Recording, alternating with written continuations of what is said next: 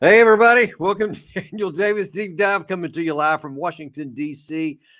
Is the Russian army starting to win the war? Everybody keeps talking about how we need to give Ukraine more weapons and ammunition and more funding and all this. And we want to make the war last for, all the way through 2024. Maybe in 2025, Ukraine can go back on the offensive. But what's not considered very much is, does Ukraine have the ability to even hold on, and might Russia win? Now, it hasn't been making much of the headlines here of late because of so much focus on the Israeli-Hamas war, and then of course now all this bombing that the United States is doing in the Middle East, and we're going to touch on that here in a little bit. But for right now, I want to take a look at something that you might not be aware of. That there have been some breaches of the Ukrainian lines in the south. And Russia has been making some forward progress, and we're going to talk to you about, or we're going to show that to you. And then we're going to bring in Matthew Ho, one of the show's, our best analyst and best friend, to kind of help make sense of all this and kind of talk about what the implications of this stuff may be. And of course, you all know Matt. I mean, he's the associate director of the Eisenhower Media Network, former combat Marine, former State Department official, and just all around expert on, well, everything. Welcome to the show, Matt. Thanks, Danny. Thanks for having me back on. So I want to just kind of set the stage both for you and for our guest here, is that according to the Institute for the Study of War, which oftentimes I have some issues with, is how they interpret things. But one thing they're very good about is actually placing the accurate front lines here. And they have one of their notes from this morning's brief from yesterday's information as of yesterday. They said the Russian forces have made confirmed advances near Bakhmut, Avdiivka, and Marinka amid continued positional engagements along the entire front line. So just on that alone, you see that this is something that is across the whole 600-mile front line between the two parties, and that Russia is making some advancements. And really, I want to show you this issue about Avdiivka, because and Matt, I want to talk about this in a second, but I think that there's some parallels, some disturbing parallels from the Ukrainian side between this fight here in Bakhmut about a year ago, maybe a little bit more than a year ago, and how that ended up working out and how the tactics went. But first of all, I want to show people that, because they just may not be aware of how much movement has happened just in the last few days. So first of all, I want to show here a little clip of the Avdiivka fight by another friend of our show, Alex from History Legends. And I want you to pay attention to the part where he's talking here about how much territory as of January the 28th, so this was a little over a week ago, how much territory Russia had regained around Avdiivka at that time. While Russian aviation is flattening the city, Russian assault squads are now storming Avdiivka proper from the north, the east, and the south. Here's everything they captured in the past days alone. Now, on the 4th, actually it's actually today. Earlier today, the Military Summary Channel, which in my view is the best, most accurate, updated daily daily organization out there that tells people where the lines are, because they don't just use ISW maps. They also get from all kinds of sources in both Russia and in Ukraine, and they conglomerate and show us basically daily what's going on. Here's what they reported earlier today about Avdiivka. So the situation for the Ukrainians on this direction is getting worse and worse. Now we are moving to the most important part, to the northern one. Most of the mappers have also updated their maps. We have 100% confirmed geolocations that the Russians, as a result of offensive operation, managed to establish control over this territory. We will adjust the map based on that geolocation. We haven't received any geolocation from this tree line, whether the Russians captured or not, or neither from this tree line, but it's logical, let's say, progress that if the Russians have control in this part and in this part, logically that Ukrainians either in this area are encircled or have already abandoned this territory. When talking to most of the mappers, they have updated their maps showing this territory. Even the deep state shows this territory under Russian control. So a lot of let's say proofs, a lot of geolocations, reliable mappers, reliable resources confirms the Russian progress. So the map, the area will be adjusted. Now we are moving to the central part of Avdiivka, because we got a lot of updates from this steer to just one geolocation, two geolocations that we will discuss. First, let's start with mappers. Mappers confirms the further Russian progress, and according to, let's say, Syriac map, as a result of offensive operation, the Russians managed to establish control over something like this. Let's say on the central part of Avdiivka, the Russian sources, let's say, not just Deep State also shows the progress of the Russians, and according to Deep State, the Russians managed to even move further to the in the western direction of the chemical plant. So this is approximately the progress of the Russians according to the Deep State. Now, one of the things I wanted to point out on that video was that in the previous one from the week, if you notice in fact, in just a second, I'm going to ask Gary to replay that first one again, because all of that area, you'll see a little lake in the bottom of that. So all that stuff that was just covered today, a week ago, Gary, just play the first part of that. Notice the area above the lake that was still in Ukraine control at the time of that video. So the situation for the Ukrainians on this direction is getting worse and worse.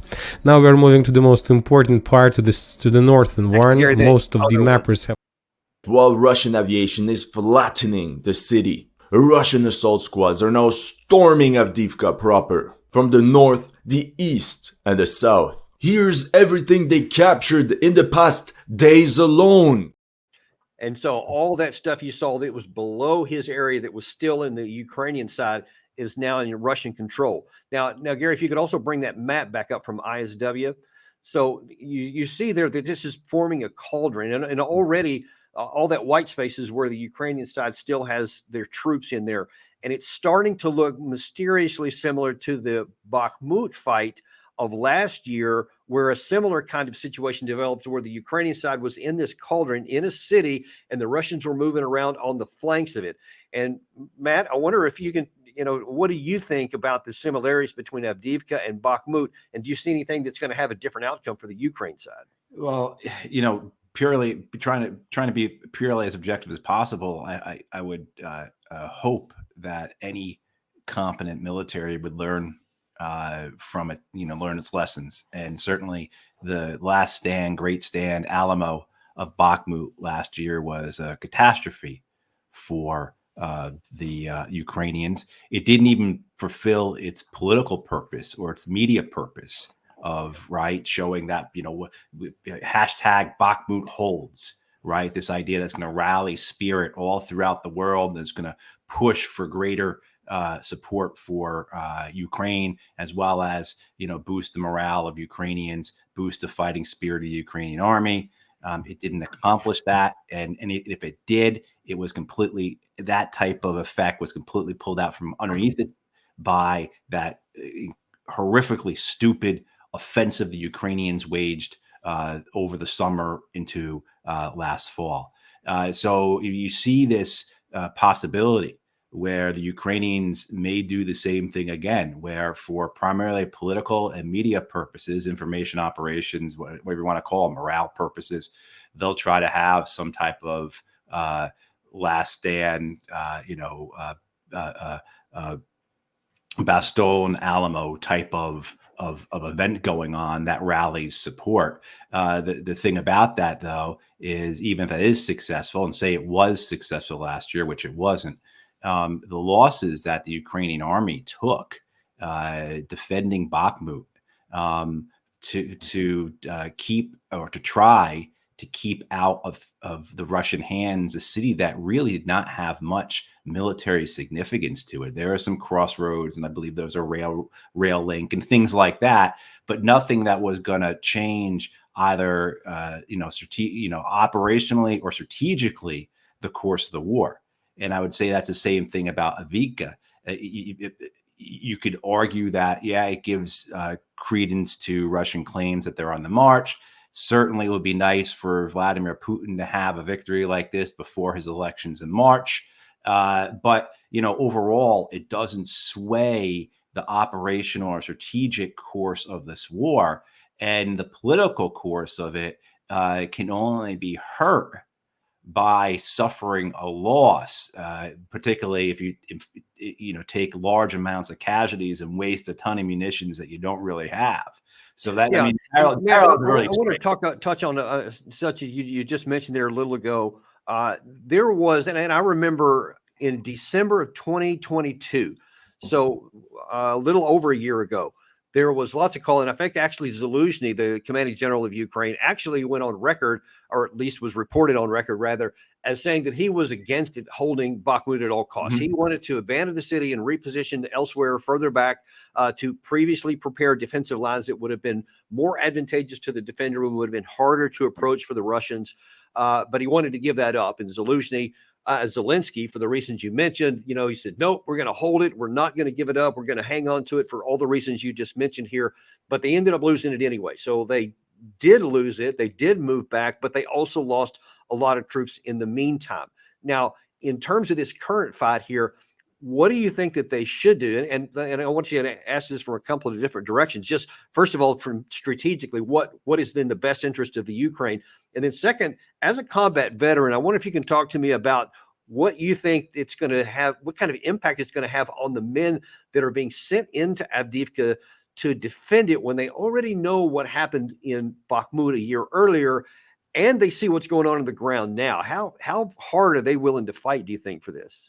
Yeah, well, I know, Dan, I know you feel this way too. You feel like a skunk at a picnic when we're with our, former military colleagues and talking about these things. And we always bring up that politics trumps everything. That's the most primary consideration. So, the decision to have a defense of Bakhmut or to not fall back, not to, to better positions, it's ultimately a political decision. And that's just the reality of warfare. And I know that's disappointing for a lot of people, but that's just the reality of it. So, I mean, so you have to understand, how can the Ukrainians explain this politically? Because those who are following this war, including reports from Western media, because this war is back on Western media, not as much as it was certainly before October, when the October 7th attacks happened and Israel's attacks on Gaza, but certainly it is getting mentioned again. And this particular campaign, this particular city is the city that's getting mentioned. So it has very significant political meaning in the moment. And I mean, you could swing this politically in the sense of, if I was President Zelensky, what I would say, would be basically, we are entering into a long form of warfare here, a multi-year war that we have warned about. And in order to prepare ourselves and put ourselves in a better position, we are pulling back to a greater defensive lines.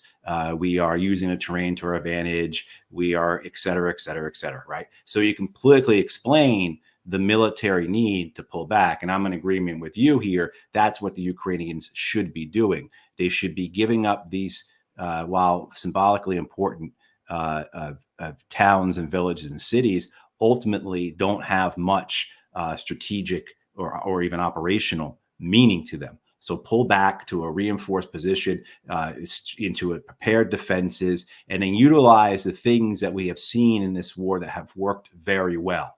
And look, I wish I had thought to get the graphic before we started on here, but they do have defended positions. They've been building them for quite a long time, and I believe it's about 16 kilometers further to the rear. They have lots of positions right now where they have, they brought in engineering assets and, building in, bunkers and all those kind of things. So they actually have those positions. So the question would be, why in God's name would you want to sit there and hold a city you're not going to hold? You're preparing. You've already prepared some defensive lines to go back further, when you can do it now and save those troops. That and the double whammy to me is that all the things you just laid out there are so rational and so logical that the Ukrainian people would make sense to them. If the president said, "Hey, we're going to do this for all the reasons you just mentioned," people would go, "Oh, okay," as opposed to, "Oh, we lost another city," because like Bakhmut, they're going to lose this city. So why lose the PR battle as well as the physical battle when you're going to move anyway? I don't get that. I think some of that is that they are Western in their orientation, that they are very similar. In fact, for the last 30 years, they've received, the military and government of Ukraine has received media training from the United States, from Britain, from others, right? So everything is in the moment. Everything is within the 24-hour news cycle. Everything is short term. So those videos that Gary was just showing there, which are just horrific. I mean, it's nightmarish. Looks like something out of a film, right? The intent of that is to give a shot in the arm every day to the Ukrainian people, the Ukrainian military. This is what we're fighting for. See what the invaders are doing. And they're hoping that people don't make the connection to, hey, it looks like this every day. It's been looking like this for 2 years. This is not going our way, and it's not going to go our way. Why don't we do something, different? If not, and so, yeah, this idea that to fall back, though, they're so afraid of doing that. Now, perhaps those prepared positions, those fortifications are not finalized. Possibly that's it. But the idea, though, that what we have seen work in this war so far has been landmines, drones, and then air defense systems. That should be how Ukraine should defend itself and go into a long form of this war. Hopefully that things catch up with Russia. Russia's economy is doing great right now, particularly relative to all the sanctions and all the expectations and the theories and the proclamations and predictions of those in the West. Russia's economy is doing great. But at some point, this war economy will catch up with it. And the same thing too, at some point, the conscription and the casualties will catch up with Russia. Every foreign war has a political cost, even if it's just across the border. Well, they do, but I don't think that Ukraine can stay alive long enough to find out when they get to those lines. Right. And that's where you look at what was the strategy here in Ukraine? What were they thinking? And again, the politics trumps everything, particularly the politics of the moment. And so, this defense of Bakhmut last year, people well know, it bled out the Ukrainian army. It bled through the Ukrainian army. I mean, they lost so many tens and tens of thousands wounded and killed in that fighting. Entire units destroyed. About that. The offensive never had a chance. I mean, there's so many reasons it didn't have a chance. But man, right. If you took it from like a 3% chance it had down to a 1% because you deprived yourself of tens of thousands of troops that could have fought it. That's exactly right. I mean, that is exactly right. That's because then they roll into that offensive, which was, as you said, doomed to fail for a host of reasons. They didn't have, just doctrinally, whether you agree with the doctrine or not, the doctrine they were following, required them to have air support they didn't have. It required them to have rocket, missile, long range fires that they didn't have. Required them to have control of the electromagnetic spectrum, which they didn't have. Let alone, I was an engineer. They didn't have the breaching equipment. They simply just didn't have that. They were shooting the breaching equipment. They didn't even have what they needed to fill out units, let alone having the surplus of equipment that you're required to have, because you're putting equipment into the field to detonate mines. And so you're going to need a surplus just by the definition of what these things do. You're required to have a surplus. And they were going into it with a deficit. In terms of, so just hard to imagine. It is. Just on that, but then all the other reasons why the offensive wasn't going to work.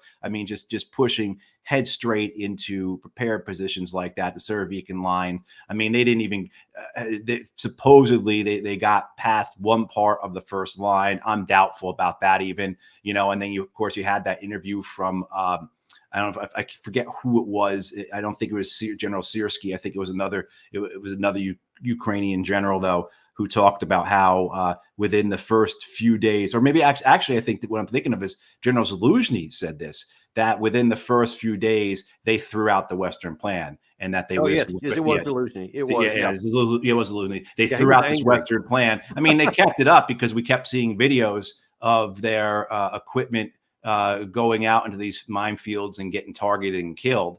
That you start seeing more of these, just basically squad level attacks. I thought maybe they were company level infantry attacks, but they weren't even company level. They couldn't even do it because they couldn't survive in the field. And speaking of Zizhov, so he was the one that was arguing in December of 2022 not to hold Bakhmut, to pull back. He is also several months back said, don't repeat the same mistake in Avdiivka, pull back. And of course, Zelensky has overridden him every time. Now, as we actually had an analysis on last week where Zizhov wrote this piece in CNN, ironically, last week.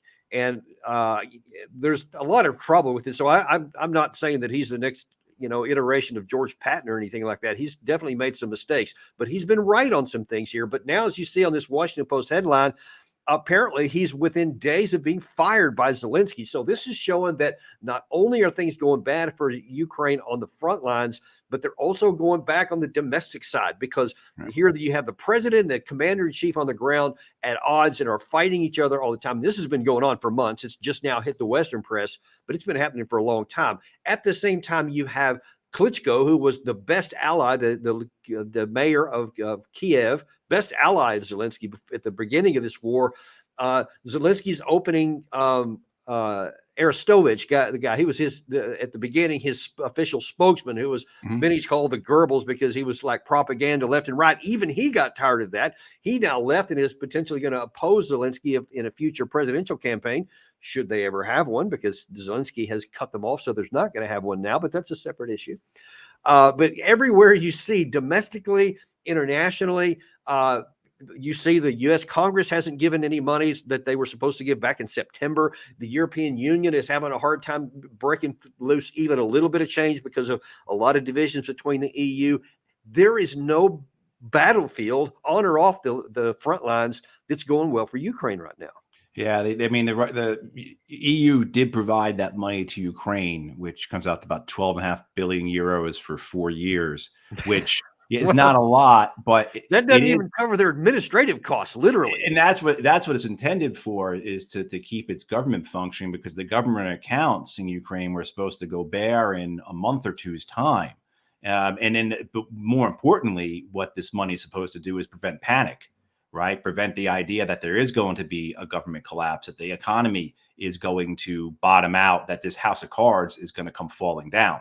So that's the idea behind this $12.5 billion per year, is it's a lifeline. It keeps it afloat. It prevents that collapse from happening in April of, we can't pay our pensions anymore. We can't pay our government workers anymore. And then there's a run on the banks, and then, et cetera, et cetera.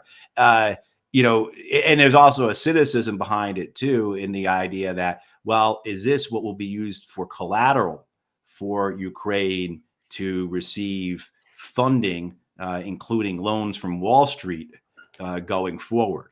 I mean, so if you go back a year or so, you'll recall that there's a big conference in Ukraine about, the reconstruction of Ukraine.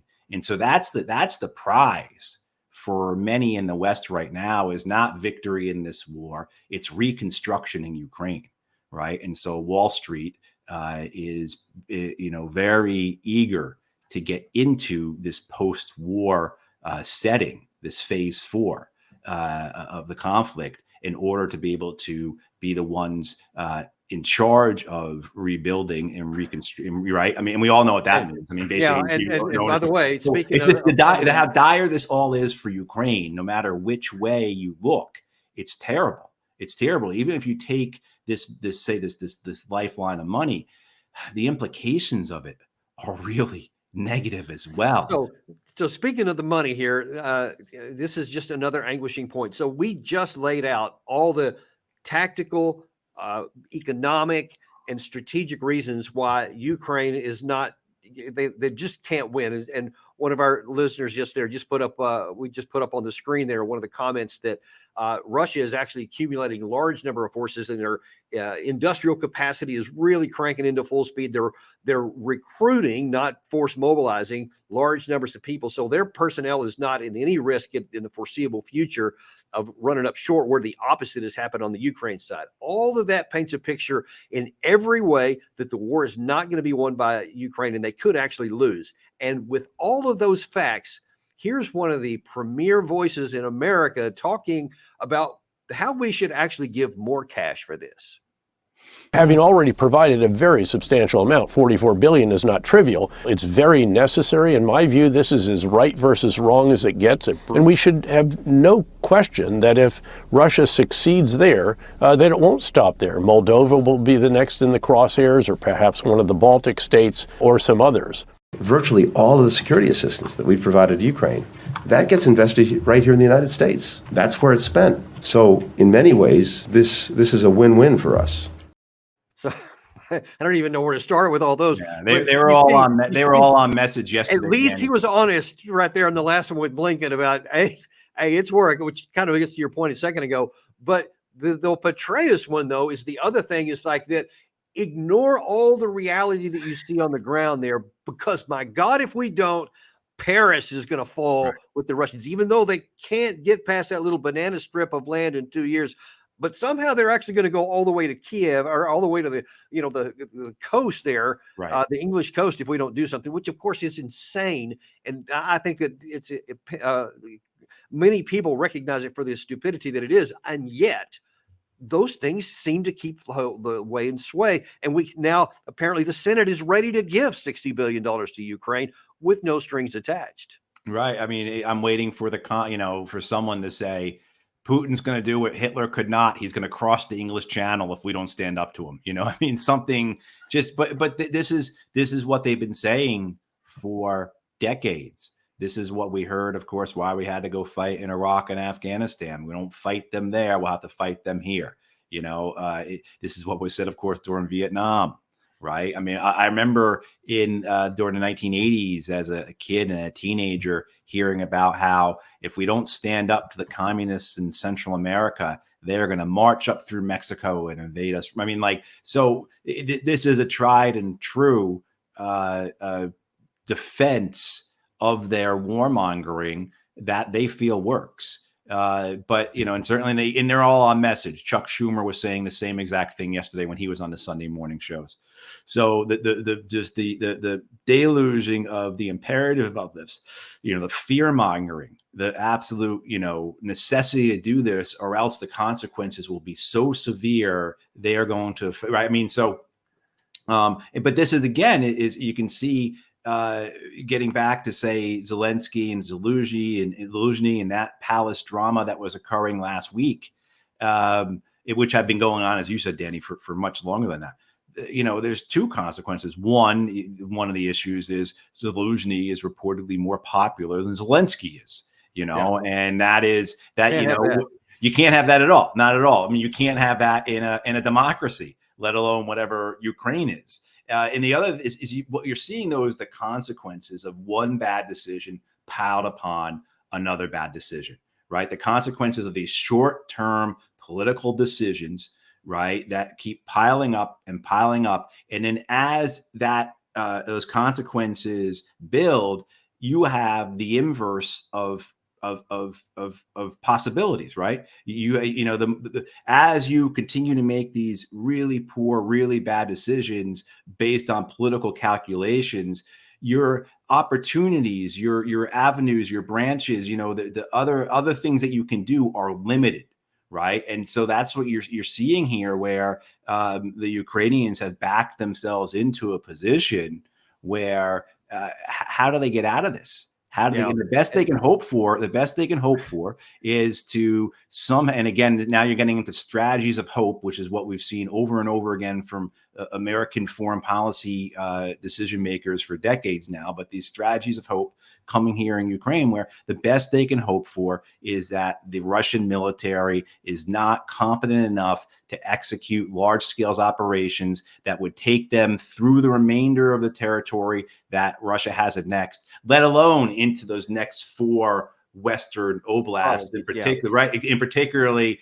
Kharkiv and Odessa. But that's the hope, is that the Russians are just not competent enough. That is the problem. It is just a hope. I would like for this to happen. And so even though there's every reason to think that won't happen for the Ukraine side, that's what we're going to support. Well, exactly. You are completely reactive. And I tend to agree with that. I don't think the Russians have the ability without a Ukrainian collapse to advance in like a big arrow operational maneuver, right? That would take Odessa or, et cetera. I don't think they have that. I agree. But I think that the chances of a Ukraine collapse are actually higher than the Russians would somehow fall apart, or all those hopes would happen. And that's exactly right. That's the anguishing part to me, Matt, is that the bill payer for all this is those men that Gary was showing on the screen a few minutes ago, all these Ukrainian fighters that are still going to the front line. They're still obeying orders and going up.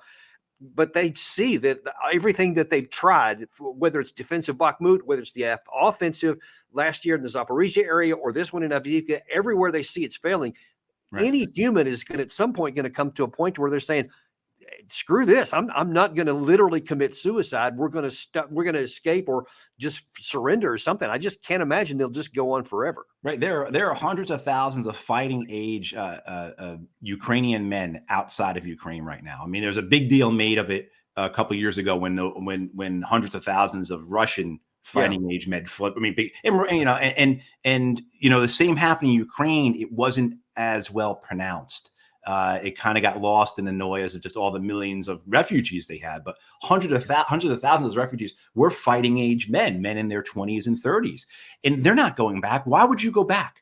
Let alone like on another issue, again, the economic issue, the Ukrainian government says they need 4.5 million people to come back to their country to make up for their labor shortage. That's how big their labor shortage is. That's right? not even frontline duty. That's just labor shortage so they can function as an economy. That's right. And why would you go back? I mean, watching all this, why would you go back? Let alone, and now you see this political dysfunction. You see that it's just how ominous this is, how dark the future is for Ukraine, right. Where best case is that, which I think is the most likely case, but best case is that, well, I shouldn't say most likely case, but best case is that, you have this stagnated front line that because of the landmines and the drones, neither side can make significant advances through. And that's best case.